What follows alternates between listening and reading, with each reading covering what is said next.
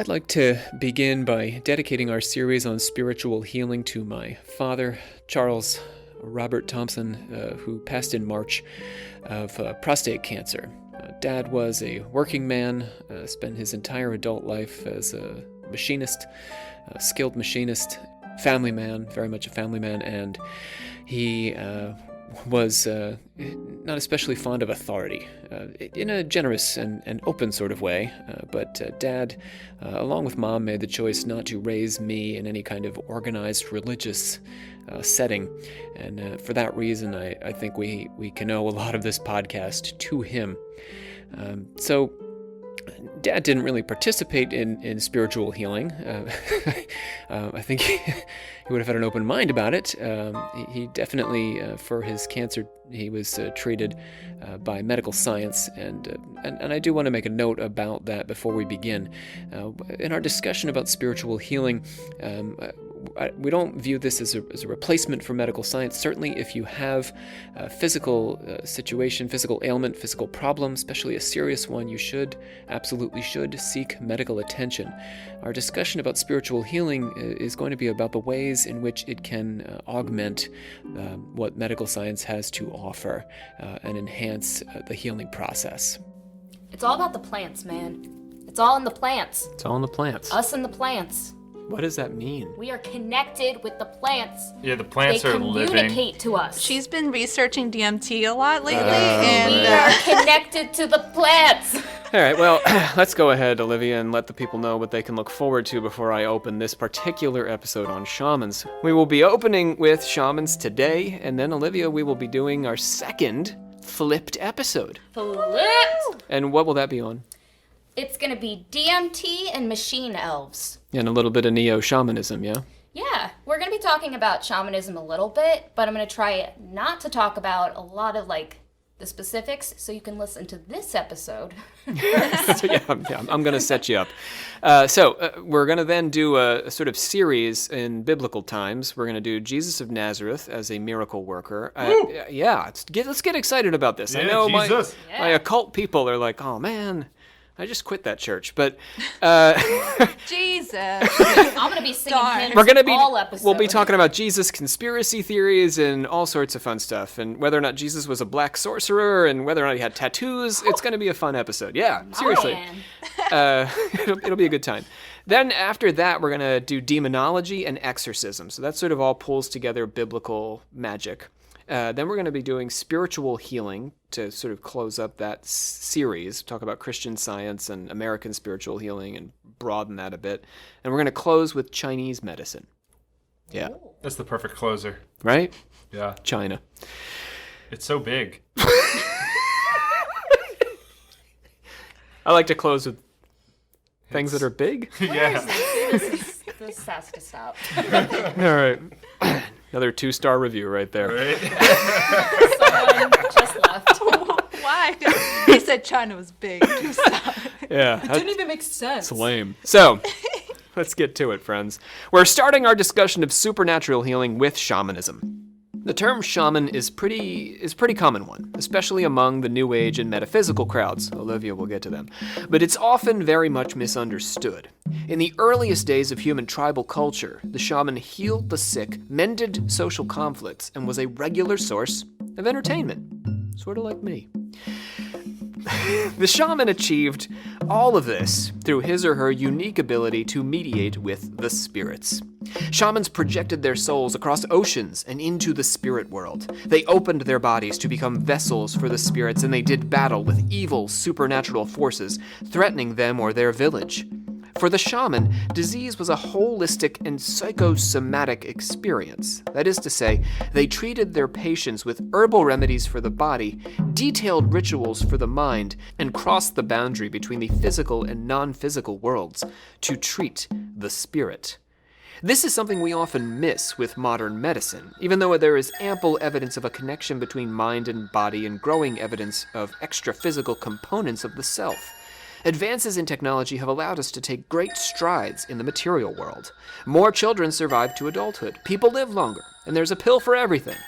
But an overemphasis on the physical has also distorted the way we heal. We've come to rely on our pills, even when they aren't the only or even the best solution. This has bred super germs and fostered a culture of addiction, and we've pathologized normal life experiences like pregnancy, birth, and death by introducing medical interventions that have distanced us from our humanity and threatened or ruined our quality of life. Modern medicine is a wonderful thing, but in our centuries-long quest to develop a physical science of healing, much of the wisdom of the shamans was lost along the way. Today begins our Occult Confessions journey to try and rediscover some of that wisdom. In the world of self-help and the New Age, many have attempted a similar journey, but they often commit the same offense in the opposite direction, privileging the non-physical or mental over the physical.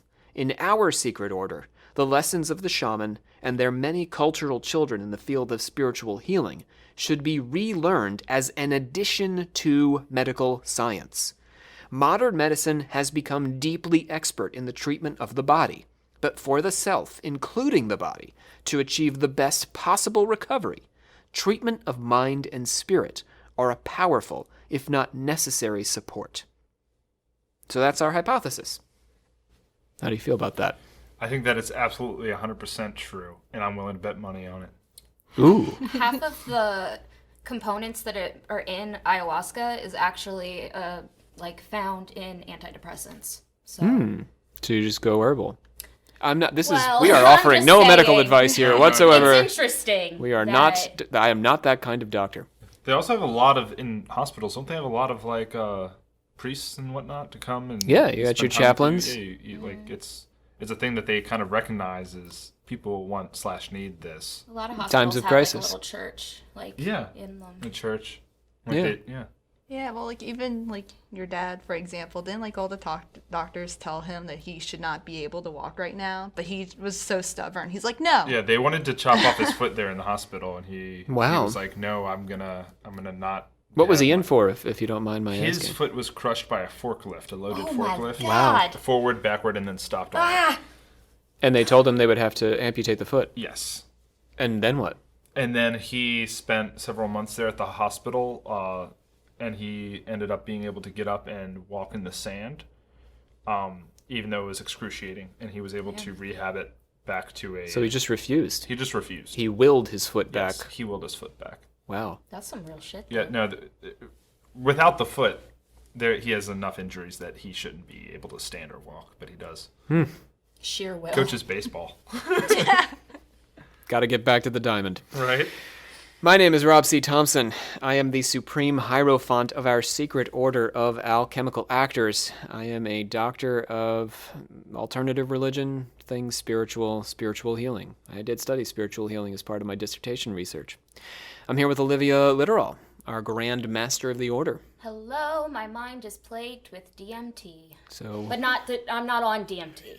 If I was on it right now, I wouldn't be speaking. Anyway. All right, yeah, and so I'm James. I'm down at the table. That was Olivia, the Grandmaster. Please control the table. James for me. Kaplan just taking control of the table there. Shannon Landers, our Instaquisitor, back hello. in the saddle. I just want to say that I also am not on DMT. I just want to... Hi, my name is Put it out Shannon, there. and I am not on DMT. I think from now on we should clarify what we are and are not on as we begin each episode. Oh, Yeah. like a full count? We just go through, any pharmacological substance we may or may not be on. Maybe we should put that at the end. Maybe any As a disclaimer. pre-existing I'm Shannon Landers, and I'm conditions. not on penicillin. Yeah, there we go. And we have to say that the whole formula. We, the members Oh, of the secret order of alchemical actors, do solemnly commit ourselves to a full and honest telling of the history of the occult as far as we know it. I feel like James almost fell off that one. I did. I almost said that I wasn't doing drugs. We swear that we are not on anything. All right, let's talk about sources today. Oh, open up the 3 plugs, Olivia, please. Whoa! Wow. I feel like I'm at a sports stadium today with you. You keep I'm, like, cupping really your cupping the face. hands. You got a little pizzazz on that I'm trying one. to mix it up. We're going to be taking some of our shamanic voices from the book Shamanic Voices by Joan Halifax. Also, Shamanism by Margaret Stutley, Merritt Demont Jacobson's Shamanism, Traditional and Contemporary Approaches to the Mastery of Spirits and Healing, and Performance Theory by the performance scholar Richard Schechner, one of my favorite scholars. I am a performance theorist after all. What are you two don't know what doing? you're doing. We're cutting it up, Rob. Our listeners can't see, but Cutting up what? We're just doing a little jig. Cutting while up the you're- sources? Yeah. hyping myself up for the episode. Yeah, I'm getting ready. I had 1 coffee and leftover spaghetti for food today. That That sounds spaghetti really gross. did it. Does coffee count as food? I Did you hope eat the so, coffee? 'cause- Well, You ate the beans. there was ice in it. Let's talk about our Patreon for a second here. Now, I've got to have a heart-to-heart with our confessors out there, because we are now currently in a patron off with our rival podcast, Church Secrets. Oh, those guys. Yeah, those guys over at Church Secrets, and they're beating us by a couple of patrons right now. So I want our confessors to get on. It's just $1 a month, and we want to beat Church Secrets. We want to beat. Don't you want to beat Church Secrets? Right. So Wait, I don't want to beat Church Secrets. I need to beat Church Secrets. now Shannon is very conflict averse. This is a friendly rivalry, Shannon. Okay, I want to good, clarify. Until we kill them. Right. Wait, Oh, whoa. yes. What? Are we gonna As long as edit- we do edit- it in live a edit fair that? way. We also want to clarify, Shannon, so that people don't get too upset, that Church Secrets doesn't exist. No. We just made it up. So if it's really out there, that'll be We'll kill weird. them. That'll be weird. We didn't look that up. We didn't confirm that there's no such podcast, just- Church Secrets, before we did that. We thought it'd be fun to have like a rivalry against like another podcast. Like we can Yeah. like mock, like argue with each other, and everyone's like, "Ooh, there's drama," but like not Can really. we get like jackets that have Oh, yeah. and we can snap, yeah, a and, snap, like- and they'll meet up, and have It not sounds jackets. too much like West Side Story. Yeah, a little TM. bit. A little bit. Speaking of people who give us money, Kevin C. is glad for a place where he can hear us talk about magic and other things that his neighbors in Alabama tend to find taboo. Speaking of what? What's that sound? No, sorry, I was gonna laugh. That was me laughing. Taboo. Speaking of Alabama, if anybody knows of magic or neo-pagan gathering places down there in the heart of Dixie, drop it in our DMs, and Shannon will see them DMs, I slide will. right in. because I don't know how to work them, and she can pass that on. I will. Let's talk about Lauren W., who also joined us on Patreon. Very glad of that, and she took us actually across country with her recently. Oh, Yeah. what did we see? The whole country, I'm assuming. Oh, okay. We saw the sea to shining sea. Wow, how poetic. She's grateful. We're grateful. She's grateful, but we're also grateful to have Lauren listening, and we're sending her all that good alchemical actor energy for best success. Lauren reminded us to remind you that this is a place where indulging our weirdness is really what it's all about. Hell yeah, Lauren. Yeah. All right. So finally, we want to thank, last plug, we're out of the patrons, although Ian is also a patron. Go Ian. We're going to thank Ian McAlpin, who is one of our Order of Scholars. I don't know if I'm sticking with that, but I'm working on what to call our researcher friends. And he did his best to help us with the Inuit and Yugik pronunciations and provided some excellent background on the native peoples at the Roof of the World, who feature in this episode. We can ask him what he wants to be called. Ian? Yeah. I'm assuming. Ian. Oh, he can help Like, us name as the in, order. like- He does want to be called Ian, yeah. But you're like Order I of see, Scholars. yeah. You don't- What should we call this particular segment of our... Yeah, you're right. Good plan. Thank you. Yeah. Put Ian, that on slide Instagram. on in the DMs. Slide on in the DMs. Slide it in. Are we past DMs with I don't know. Ian communicates with me via email, so Oh, he went right past the... That's Ian's the got the IDM, the email. indirect message. While we're on the subject, though, Ian pointed out to us, and I want to make this known to all of our listeners because it's not something that a lot of people are familiar with. And this is an interesting fact about language. So, James, you'll be interested in this as a linguist. Oh, I love linguists and language. Yes. So the word Eskimo is actually a racial epithet. What? Yeah. Wow. Yes. It's considered by the Inuit people to be a racial epithet. So we will not be using it in this episode, except presently. Actually, Ian asked Ian about this. I said, how am I supposed to let our listeners know that this is a racial epithet without saying it? And he said, there's really no way. You have to say the word.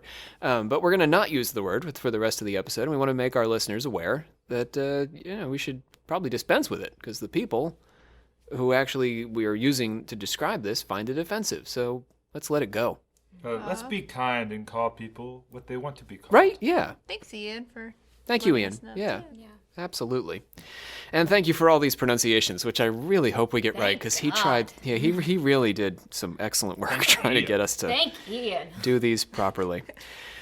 Okay, let's get to the episode, shall we? Close up them plugs. Plug, plug, plug. Yeah, let's put them away. I don't know if that's a thing. Is that a thing now? Do we do that on both I sides? just want to keep plugging. Oh. Never goes well. Why does that have to be a bad thing? Plugging? Yeah. It's not to a lot of people.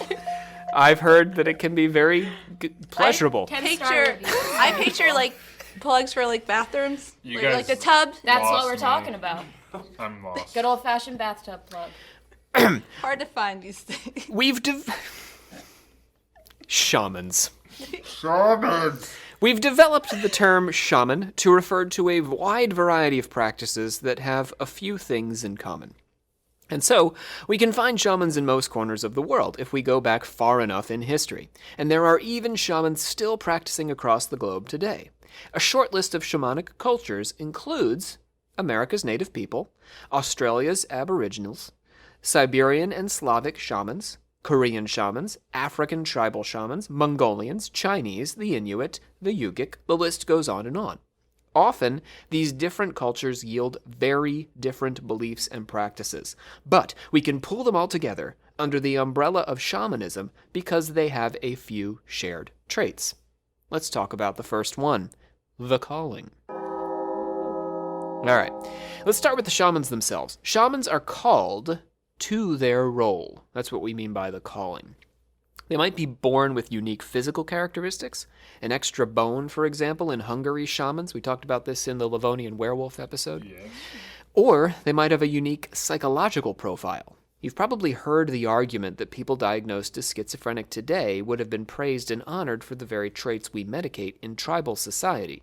This isn't exactly true, but it's possible that they could be put to work as a shaman. Today, hearing voices that no one else can hear is considered a disability. In tribal society, it might be viewed as an ability and a sign that the individual has been or is being called to shamanism. The spirits sometimes speak to the shaman, demanding that the shaman take up the call. There are stories of shamans resisting or attempting to resist, and the spirits insisting. Lakota shaman, Lame Deer, heard a voice that described the path he would tread. You are sacrificing yourself to be a medicine man. In time, you will be one. You will teach other medicine men.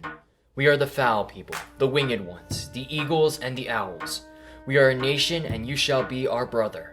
You will never kill or harm any one of us. You are going to understand us whenever you come to seek a vision here on this hill. You will learn about herbs and roots, and you will heal people. You will ask them for nothing in return. A man's life is short. Make yours a worthy one. Ava of the Iglulik, which is an Inuktitut word meaning there is a house here. Yeah. He was born with an umbilical cord wrapped around his neck. Not good. No. He died, and Arjuok, a woman shaman in a neighboring village, was sent for. She wrapped Ava in the skin of a raven, and his life returned to him. So, here we go. Things have improved for him. Wow. She told Ava that he would become a shaman like her, but his calling was slow to come. Having been told his whole life that he would be a shaman, Ava could not understand why the visions wouldn't arrive. He grew despondent and depressed. Then I sought solitude, and here I soon became very melancholy. I would sometimes fall to weeping and feel unhappy without knowing why. Then, for no reason, I would suddenly be changed, and I felt a great inexplicable joy, a joy so powerful that I could not restrain it, but had to break into song, a mighty song, with only room for one word, joy. Joy! I had to use the full strength of my voice, and then in the midst of such a fit of mysterious and overwhelming delight, I became a shaman, not knowing myself how it came about. The path can be difficult and grueling. How difficult. Very difficult. That's Navajo. pretty difficult. Oh. Very. Oh, like on a scale from easy, medium, or hard. Too difficult. Or Level yeah. 1, Mega Man 2, you're picking out your hard. Did you just say a full sentence? I did, yeah. Oh, okay. That my 80s kids will get. Right. There are people in their 30s who listen to this. Shout out to you. Navajo and Huikal, also known as Vaka'alritalri, shamans, might use peyote. This is just another name for, Yeah. Huikal. But longer and harder to pronounce. Yep, But that was- Ian gave me all this, so I'm using it. So they use peyote, which causes an intense physical purge followed by psychedelic visions. We won't go into the details of the physical purge because you might be eating lunch right now while you're listening to this. Others could wander the forest or the desert for days. Hungarian shamans believe that they died and came back to life in the course of their initiation. Otto Derata, an Inuit shaman, recalled visions he had in which he was consumed by bears. I had not been lying there long before I heard the bear coming. It attacked me and crunched me up limb by limb, joint by joint, but strangely enough it did not hurt at all. It was only when it bit me in the heart that it did hurt frightfully. Quality number 2. So that's the calling. Now we're moving on. Oh, wow, I forgot. But We're done with the calling. That's what we were doing. We ended with the bear. We had a format. Okay. Spirits. Spirits. Shamans share a common belief in a world of spirits. These spirits vary from culture to culture. Many Native American tribes believe in creator spirits and nature spirits. These may be archetypal animal spirits or spirits that dwell in particular parts of the landscape. A specific mountain or river may have its own spirit, for example. This kind of belief can be found across cultures in Greco-Roman and tribal European and even Indian culture. In Africa and China, there's a strong belief in the power and presence of ancestor spirits who can do good or do harm to the living. The Hmong people from the mountains of Vietnam, China, Laos, and Thailand also have a belief in nature spirits, and they believe that each human being has his or her own 12 spirits. That's right. You have 12 spirits. There are Like what? chakras, Spirits. but spirits. In me? Yep. Just Indwelling spirits. wrestling around? Well, no, they're friends, I think. Oh. I mean, I can't promise that they're friends. I need to check in. Let's get into this. You have 3 main spirits, the reincarnating spirit, the animating spirit, and the wandering spirit, or what we might call the astral spirit, the one that you can project out of your body. When you dream, in particular, you're what did I call it? Wandering spirit. That's when it does its, choicest wanderings. Then there are 9 additional spirits, or shadow souls, tied to your health. And there are evil spirits lurking around most corners, dark or otherwise. Wait, like 9 lives like a cat? You got 9 shadow spirits plus your 3 main spirits. You said the 9 have to do with your life? Your health? Yeah, your health. Yeah. Well, I mean, they're not like layered on top of each other. I think they're throughout your body. And the evil spirits we have to watch out for because they're coming after your internal spirits. How many are those? Numerous. Oh, I They thought that didn't. was in They the, don't cut in them the 12 off. count. There's just a bunch. They're around all your corners, okay. well lit and dark. Yeah, we've covered our 12. We've So got the 3 and the 9. If we went through can't Vietnam, do Laos, Thailand, and China, we'd have to count all the corners. Then you know how many evil spirits there are. Mm-hmm. Okay. A bunch.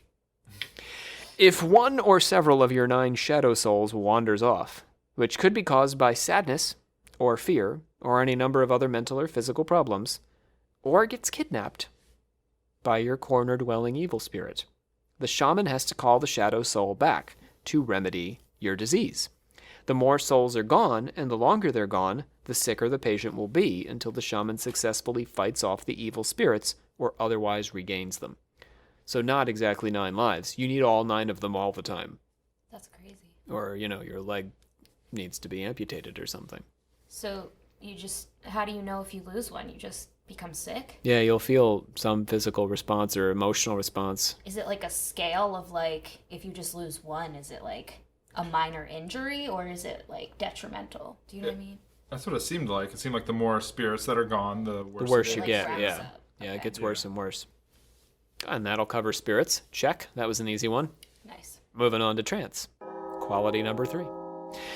Shamans go into some form of trance in order to achieve their contact with the spirit world.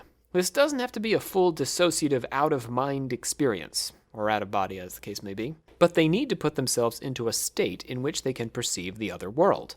This could involve drugs, Olivia will get to that next time, drums, dancing, or singing, or some combination of these. You don't need drugs. I say in my classes, I don't know if you guys have heard me say this in class, if we all just like came to the theater one night and hung out for 9 hours and I just sat around and drummed the whole time, some of you would start to have out-of-body experiences. Yeah. Probably wouldn't take 9 hours. Yeah. Olivia's 15 minutes in. I'm gone. Put me in a spinny chair and just let me have at it. Come around. Yeah. And There's a lot of ways to induce trance, I guess is what I'm trying to say. We don't tend to do it much in modern American culture, but they're all out there. They're all available to us. It's a pro-dare podcast right here. You don't need drugs, kids. Don't need drugs. Yes, you don't need drugs to have an out-of-body experience. But they can help. Dare. This is very much an E-rated episode. Mesoamerican Mazatecs eat mushrooms to reveal the cures for their patients. I can't say it. Psilocybin. Yes, thank you. Nice job, That's you two. shrooms. Yeah, tag team. South American Dasana drink yahi. The villagers chant over the yahi before the shaman drinks it, and the yahi... What is that? What? I heard you say Dasani and then Yahi.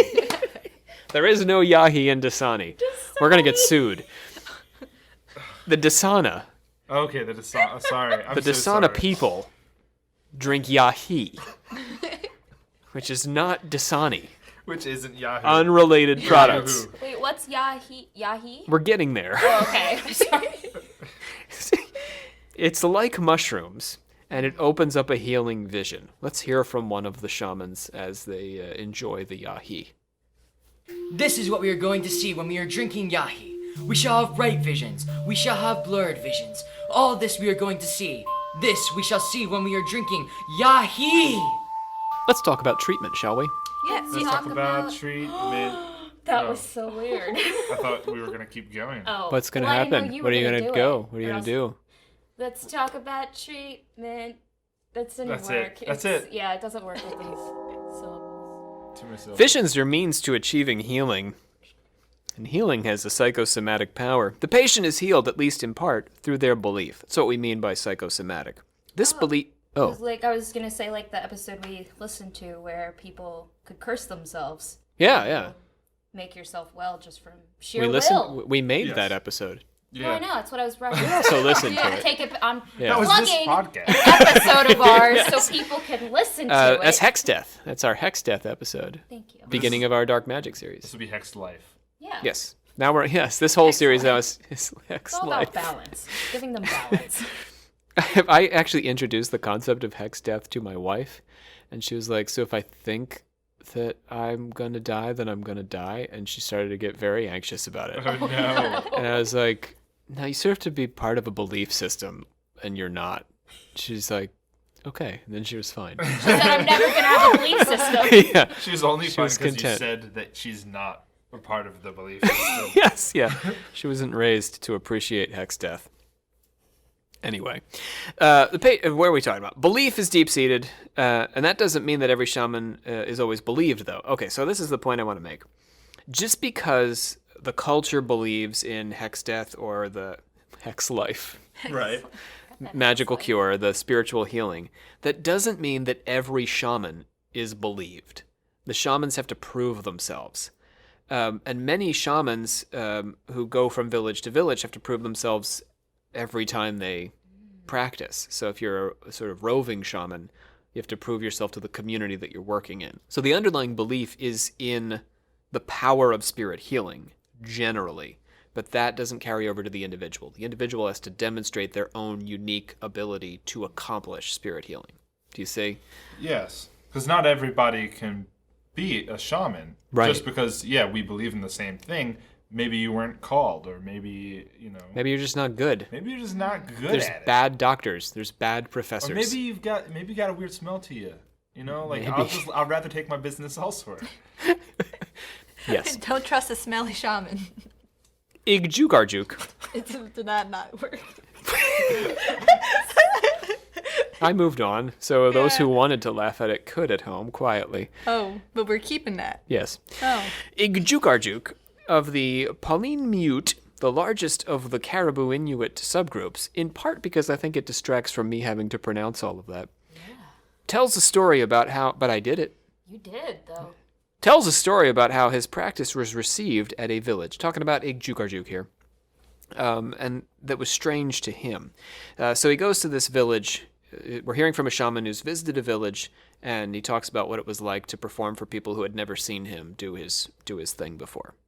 While I was at Ukuhijalik, people there had heard from my wife that I was a shaman, and therefore they once asked me to cure a sick man, a man who was so wasted that he could no longer swallow food. I summoned all the people of the village together and asked them to hold a song feast, as is our custom, because we believe that all evil will shun a place where people are happy. And when a song feast began, I went out alone into the night. They laughed at me, and my wife was later on able to tell me how they mocked me, because I would not do tricks to entertain everybody. But I kept away in lonely places, far from the village, for 5 days, thinking uninterruptedly of the sick man and wishing him health. He got better, and since then, nobody at that village mocked me. Unlike Igjukarju, many shamans perform in front of the whole village. I make the argument to my classes that they are the root of both ritual and theater. In this way, they not only healed individual patients, but could potentially heal whole villages by putting the village's conflicts on display in order to resolve them, if only temporarily. If we think about theater, and by that I mean in the academic sense as any kind of performance we turn to for entertainment, so we would include television and movies today, and arguably podcasts, depending on the podcasts. Certainly not Church Secrets. Yeah. Church Secret Dig. Secret. Boy, I love picking on imaginary podcasts. They're the worst. Give it some time. I'll make another Instagram. Are you telling me you're going to start this podcast? Maybe. Well, your name is now Church Secrets. Yeah, Sorry. this is like chaos magic or something. Like we're conjuring this into Willing being. it Yeah. The more we talk about it, the more it exists. Joke's on you guys. It already does. What are we talking about? Theater is all about conflict. Entertainment. The things that entertain us are all about conflict. We like stories about family and romantic conflicts, which are most situational comedies, aka sitcoms. Yeah. Political conflicts like House of Cards, but also Game of Thrones. Apparently we only have the word of in political shows. West of Wings. As well as ethnic and racial animosity. Movies that win Academy Awards. Our entertainment resolves conflicts that we experience in our own lives at a level removed from ourselves. We watch these conflicts and their consequences acted out, and they are temporarily healed. The rift between white America and black America in that movie with Vigo. What? There's a person named Vigo? The Green just won the Academy Award, Green Mile.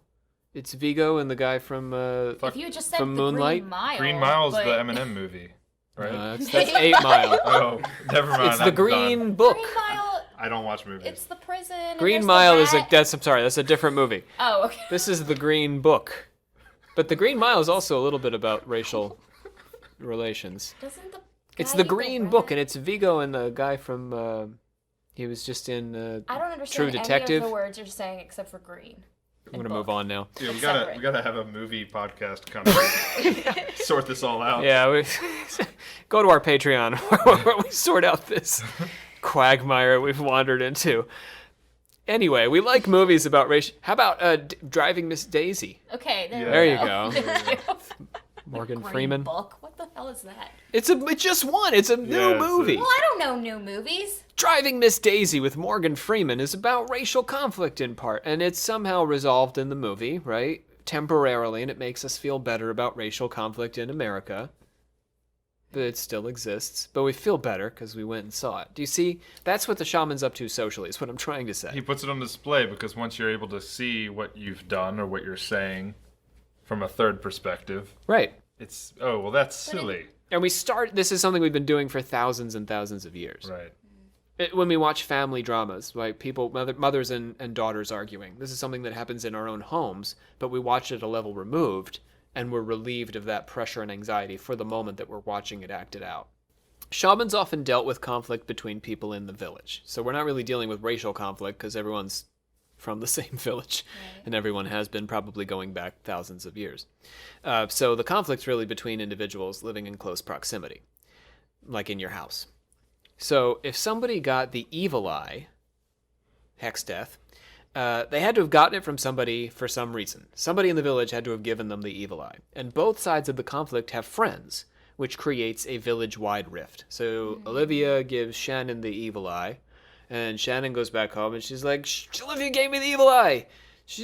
There's no good reason for that. I'm conflict averse, so I shouldn't have gotten the evil eye from anyone. I live to not get the evil eye, and Olivia's just giving it out willy-nilly. She must choose conflict. Right. So then Never. Shannon's friends all rally around her, and then Olivia's like, yeah, she's like, Shannon, why are you conflict averse? That's why I gave you the evil eye. And everyone's like, yeah, it's so annoying. And they're like gathering around Olivia. Just So can't escape it. the whole village is now warring over these two, and Shannon's going to die in 2 weeks, and it's all very, very tense. So we have the shaman come in. James enters the picture. That's not fair. Now, Why? hush, Why is child. that not fair? James is with Shannon. She's with the shaman. It's true. The shaman... The shaman heals the victim in the village square in front of everyone. So he drags Shannon out to the village square. Pick up your feet. And Olivia's there to watch, and so is her whole faction, and Shannon's faction is there to watch, and they want Shannon to get better, and Olivia wants Shannon to suffer. So James makes her do some stuff. Go ahead. What are you going to make her do, James? I'm going to make her apologize. Me? For being conflict averse. Yes. I'm going to make her apologize to Olivia. She'll probably have to lick a toad and stuff. I don't know. She'll have to do some She doesn't things. like toads, so Yeah, I'd probably give her a Tootsie Roll or something. Does that cure her or make me feel Well, better? I'm talking about a fantasy tribal culture here, not an actual tribal culture. Oh. But there are elements of the healing process that sort of expose her to the whole community and expose the conflict of the whole community. Okay, so I'm going to smoke a cigar and drown her in smoke. There you go. Yeah, and then just kind of move my hands around her. You gotta put it on the back of your neck. Yeah. Put the smoke on the back of your neck, and then I'll like fan the That's a thing. smoke towards you. That is for some. You've seen that in some of the videos in class, Yes, right? I have. So the point I'm trying to make is that the healing is kind of an ordeal. Drinking noxious concoctions or the smoke or whatever, and involves unpleasant things. And it makes the giver of the evil eye, Olivia, feel redeemed, and the social bond is healed. Do you see? Oh. So Shannon is healed because of all the things you made her do, but Olivia's conflict with Shannon is also healed because she sat there and watched the whole thing go down. And the conclusion of the healing is also the conclusion of the rift, and the farmer and the cowboy can be friends again. Balance. Restored. And everyone just drops the grudge. Yep. No one. We move on. The shaman has healed her. It's time to move on. If you're like, I don't want to move on, shaman will be like, well, then you can get in here and start licking some toads. You won't want to do that. So, Salem witch trials could have used this more. right? Yeah, see? We broke with the shaman too early in human civilization. We should still have them hanging around. So There are, but just not in our modern Western culture. So would they just do that to replace, punishment? Is it only if someone, Well, it's not merely to punish. It legitimately does heal. I guess, if somebody, did something bad to the village or, hurt somebody, would they take the person who did the damage and then try to heal them? Inevitably, this Still, would probably or- result in some sort of magic acting, black magic work, that then the Okay. shaman heals. Do you see? Yeah. Now, we're not talking about all shamanic cultures. Again, we're talking about some cultures this sort of stuff will take place. But if you do something bad to somebody else, they'll seek revenge through magical means, which will then require the shaman to heal and that social rift. All right, cool. Do you see? Yeah.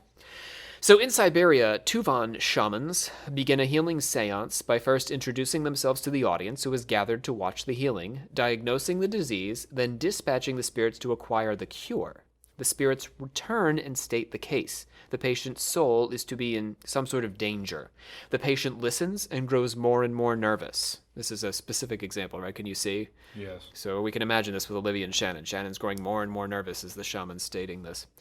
The shaman dispatches the spirits again to save the patient's soul before it can be swallowed up into the underworld. Now the patient is very nervous. Oh no, Shannon, your soul is about to be swallowed up. And Olivia's like, ha ha ha ha. Got her. And Shannon's like on the verge of a breakdown. James is like, I see your soul. It's about to be swallowed and you're going to be gone forever. And it's going to be real dark and clammy down there. And It's going to be really dark and clammy down there won't be any shellfish. We know how much you enjoy those. No shellfish. And the shaman stops for a short intermission. What? Yeah. Cliffhanger? Yeah, really. He really does. It's a cliffhanger. He smokes a pipe. Yeah. And politely converses with Olivia and her friends. Also Shannon's friends. Also maybe even Shannon. Hey, so who's what are you doing, freaking out. She's sweating and rocking back and forth. Finally, the spirits return with the prognosis. The patient will either be saved or condemned. After the intermission. Yes, there was an I think intermission. the intermission is like the key part. I think it's a very important part. Yeah. So do you see now, Olivia, how this works in real shamanic tribal cultures? Even shamanism, which is a kind of shamanism, even. Oh. Yeah. Opposed to odd. Even. It's a Siberian kind of shamanism. Culture. This requires that the patients pass their diseases on to red birds or reindeer so that the disease might be carried away from both the patient and the village. Huh. We'll see this similar theme surface in the New Testament when Jesus casts the legion of devils into some pigs. Jesus and shamans have a lot in common. We're not worrying about that today, though. Just a little teaser for the future. I'm teased. Successfully teased. This works in modern medicine as well. We call it the placebo effect, and it functions because we believe, only we don't believe in healing rites and spirits. We believe in pills and surgeries. Let me demonstrate this to you. Placebo pills have a strong impact on pain and also depression. This might lead us to believe that placebos only affect subjective complaints, either psychological or physical. So I think I have less pain, and so I feel less pain. Yes, Yeah, that's the thing. Or I believe my depression has been reduced, and so I feel less depressed. In the realm of feelings, the personal impressions of the patient matter a lot. But this effect actually goes deep, showing up in brain scans. Placebos have also been shown to work on less feeling-based conditions like asthma and ulcers. They cure ulcers with sugar pills. Patients were given 2 inhalers in an asthma test.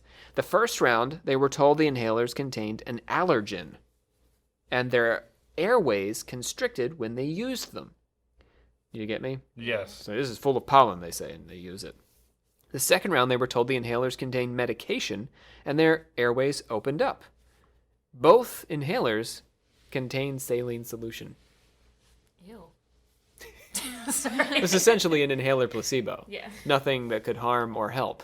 But when they were told it harmed, it harmed. When they were told it helped, it helped. It was the same stuff. And it was nothing, really, both times. The power of the mind. Right?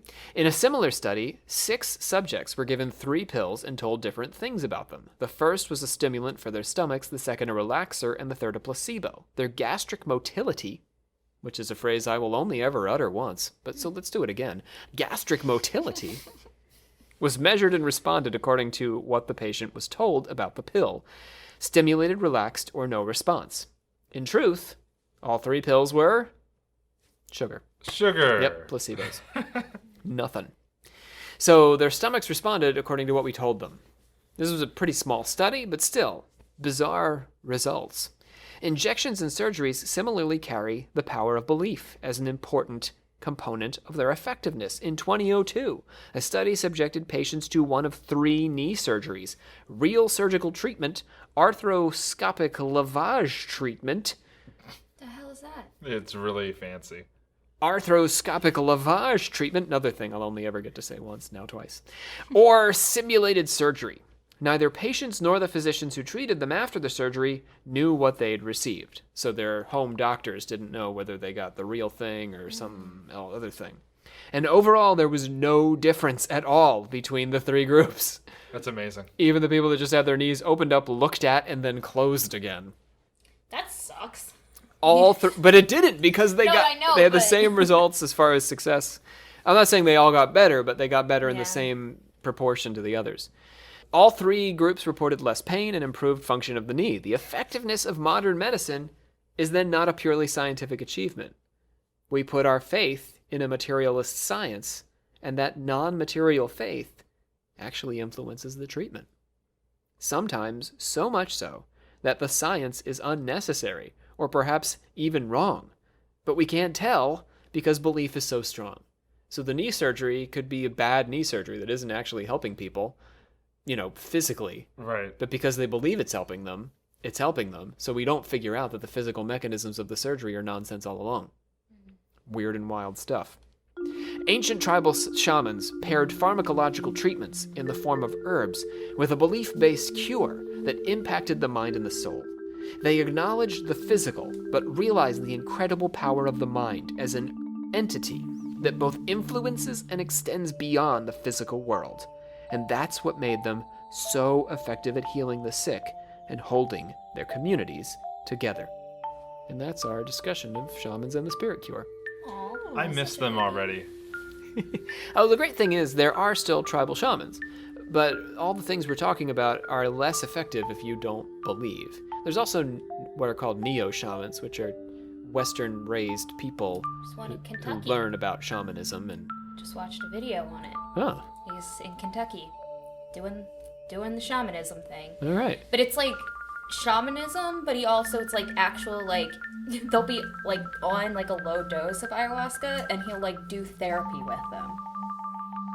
So it's So a little bit of psychiatry. Yeah, and Psychedelic psychiatry. yeah, Psychedelic psychiatry. It was interesting. Yeah. We might start collecting. We might start a fund, a GoFundMe for a Ayahuasca? lawyer for this guy. Oh. Oh. Yeah, that's... 2 types of cult leaders. Yeah, I think that because I did study spiritual healing and I took some classes in it, actually, there are like particular things that you've got to say, in regard to spiritual healing, because you can't make promises Yeah. because you can't practice medicine without a license. Yeah, it's very the whole practice of medical licensure actually came about because of spiritual healing in the late 19th century. Really? Yeah, Christian scientists who practice spiritual healing, and we're going to do a whole segment on them in several episodes, but they would make these claims that they could cure you. It was essentially a mind cure through reading the Bible to you, and they would hang the shingle on the front of their door and say, "I'm a doctor," and people would come, and they didn't know the difference between them and someone who was practicing at the time also pretty crappy medicine, because medicine was really horrible in the 19th century, and it didn't matter to them. So medical licensure came about in order to differentiate between spirit healers and medical healers. There was all those like retreats that you could go to where they would be like, "You'll live off of air or this river, and you'll be healed." Right? Yeah. And they would just die. Yeah. You can only make certain claims legally. So I'll keep my fingers crossed for our Kentucky shaman. I hope all is well for him and that he's successfully curing people who are not litigious. Yeah, I mean, he's doing it, man. Okay. Awesome. Let's get to our order of confessors, shall we? Yes. All right. First of all, we have Vutsen. Vutsen, who's on Stitcher, the first person to write us a review on my Stitcher. God. And I found it. it was 2 months ago he wrote this, so I'm sorry, Has Vutsen. reviews? But we've got the Stitcher listeners. So maybe when we said this about Facebook, we suddenly started to hear from from Spotify listeners and Google listeners started Google suddenly to tell us listeners, that we have listeners on Google. So maybe the Stitcher listeners can let us know they're there. But Vutsen fed us some stars, finds us fun, also chaotic. I'll take that. Sort of our vibe, yeah. We're all about that. And Olivia, he's asked that we get our reptilian resources up on the webpage. Oh. Or he or yeah. she. He or she. I don't know. Fits in. The resources, you said? Yeah, I want that on my desk They by said. close of business tomorrow. Okay. That's Yeah. a website. First, I'm going to need to get a desk. David Pickle. Have a desk. I do, but I don't use You it have in an the summertime. office. Yeah. I don't You're have a a professor. podcast desk. I have a podcast stool. He needs a different desk for his occult thing. Yeah, I need an occult This is desk. absurd. Have it on my occult desk by close of business Yeah, tomorrow. I'll find that. It's in the astral plane. Yeah, okay. David Pickle. Let's get my astral projection on. David Pickle gave us a friendly nod on Facebook, calling us History with a Twist. Aw. Ooh, Yeah. that sounds I delicious. love friendly nods. Well, I said that. I mean, he didn't say friendly nod. I'm referring still to his appreciate it. Facebook action. What's up, David? Larry, who works with psionics, psionics, and I don't Wow. actually know anything about psionics. Energy healing, I am Isn't familiar it like with. Isn't it like kind of got to do with Psi like, is in there, yeah. So Yeah, I but it's- imagine it's got a sort of psychic component it's to a it. thing in D&D too. Yeah, it's also a game producing software. Really? Really? Yeah. Well, Larry, go ahead and shoot us a message over in them DMs. Or an email if you want to talk to me. We'd love to hear more about psionics. He's also in our home state of Maryland and is finding us amazingly informative. Maryland. He at least implied that. I think he might be in Baltimore. Maddie Cakes, by the way, lives for Shannon's commentary. Aw. Oh, I remember seeing this because I saw the review.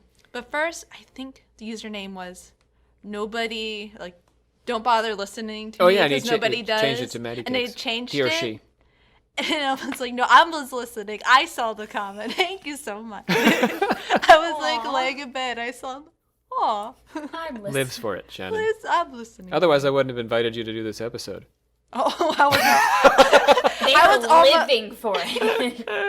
was almost like kicked off the podcast. Until Maddie Cakes spoke Maddie up. Cake saved me. So thanks, Maddie. Peyton Michelle, Olivia, coming for you with a crystal ball. It's in her name, actually. Olivia's iconic. I'm iconic. I'm never gonna let this go. You just like gave me license to always say that I'm iconic. I keep Did I? saying She actually said it right before we Peyton started Michelle did it. recording. I have probably anytime Ryan has said anything to me since that review, I've been like, well, I'm iconic, so it doesn't matter. So be careful what you're writing on this iTunes page. Jesse A.O. dropped us a little love it. Love the love it's. Those are my favorites.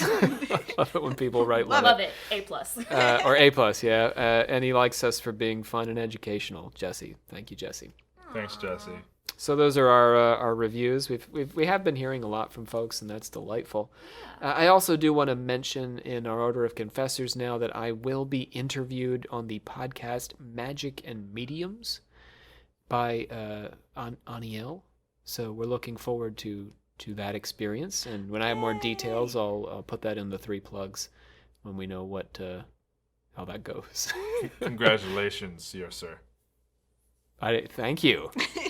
did it. I wasn't itching. Yeah, I did. I got an interview of me. Yep. Okay, let's get out of this episode, Olivia. Oh, Wait, There's it's more. fine. We say it. okay. I just want to file a quick complaint about We were almost out. well, for the last episode, of anyways, Savannah went on that whole bird rant about Yeah. how birds are spies, and James never once mentioned the conversation I had with his mother Go on. not that long ago. Do tell. Oh yes, I will tell. Now you have our attention. You have right? Yes. She just like came up to me. It was just like a normal day, you know. She just comes up to me and she just with complete seriousness. She's like, "Where do all the dead birds go?" I was like, "I don't know, Miss Sandy." When they die? Yeah, oh, yes, that's a very important part. Where do all the Not dead south. birds Not when they go south. when they die? She's Like they keel over and their bodies shoot south. well, she was like, you would think with People all get hit on the way. she's like, you would think with the amount of birds there are, you would see them in the streets. And I'm like, well, I've buried a few, I have to I say. feel like Really? animals, scavengers. That's what I probably. said, and Like Cats. cats. Yeah. yeah, I was like, well, I feel like animals It's just pick not it as up. mysterious as we thought. And she was she would not let it go. She would like, and this like conversation would reoccur for a week. Like every time I see her, she's like, I just still can't get over those birds. Like, where are those dead birds? It's because they're spies, I was gonna right? say, tell her that the military takes them back. So they either never die or Reagan somehow gets Calls them. them back. Yes. They With return. his horn, he just like blows a call into the air. I think part of it is like my mom's expecting every fall to just see birds falling from the sky. Like September 23rd, she just looks outside and Alfred Hitchcock wants to see them rain down like the frogs, like a everything- plague of locusts. Everything I said to her, she was just not having it. She's like, no, they would be somewhere. I would see them. They would be. It's like, I don't know. She's on to something that There's we're a not. show or a movie where the birds die like that. I can't The remember. Alfred Hitchcock. The bird? They kill Independence us. Day. Oh, I was like, are we talking about the most? All right, close it. Get out. Let's get out of here. I hereby adjourn and declare closed this meeting of the. Wait, what order is it? You participate. That'll help. Wait, what's the order all of a sudden? I can't. I hereby adjourn and declare closed this meeting of the secret order of alchemical actors till such a time as we get together and do it again! Yeah! Was that aggressive? That was very aggressive. James and I were kind of like hyping each other up. Oh, I had my eyes closed. We had eye contact. Otherwise, I would have shut that down. Oh. Our, Please, Captain. our voices today. James actually did a voice for us. Woo! Delightful. We had Sean Priest, who's been a regular this summer. Thanks, Sean, for joining us. Sean Priest doing a couple of shamans, and Hunter Sheeler doing a shaman for us. Delightful. Joining us in the circle, Olivia Littoral, our Grand Master. Get ready for DMT, but don't actually do it because then you won't be able to listen to the episode if you're on DMT. It's very good advice. Do it after. James Caplanche is captain of the table.